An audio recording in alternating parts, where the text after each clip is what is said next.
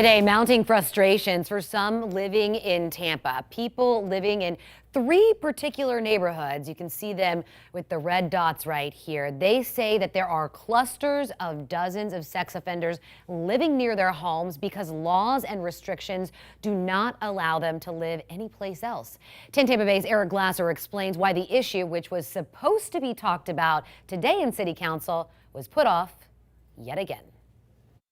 Tampa City Council has heard the concerns for months now. Dozens of registered sex offenders and predators squeezed into the few parts of the city that don't violate laws limiting where they can live. At least 1,000 feet from a park, a playground, school, or childcare facility. Why is our neighborhood being overburdened with many of the city's at-risk population? City Council delayed discussion until today after several neighbors came to them in November, frustrated, they said, by more than 80 registered sex offenders living within a quarter-mile of their homes. It's making people afraid. It makes me afraid. Would that be okay 1 block from your house? In Tampa, finding an address that meets the legal restrictions isn't easy, and so dozens of sex offenders now live in the areas that do. 3 so-called clusters around Nebraska Avenue and Forest Avenue, the 4700 block of East Hillsborough Avenue, and the area around Hillsborough and Florida Avenue. The issue, say those who live nearby, is that Hillsborough County has a law prohibiting these so-called clusters, but no one ever does anything about it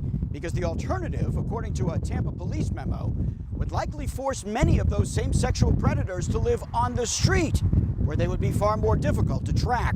The housing of sexual predators. Identifying the problem is a lot easier than finding a solution. Tampa police have turned to an expert at the University of South Florida to look at data for analysis, but that, they say, will take another 6 months. So today they asked the City Council to postpone discussion again until sometime in August. And again, all in favor? City Council members agreed, leaving those who live in the affected neighborhoods to keep dealing with what they see as an unfair and growing problem. It's a great neighborhood. There's great people. There's families. There's children. We just need some effort, please.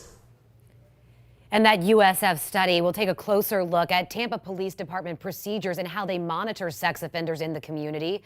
Some neighbors have suggested that if the Hillsborough County anti-clustering ordinance is unenforceable in its current form, Tampa should pass one of its own.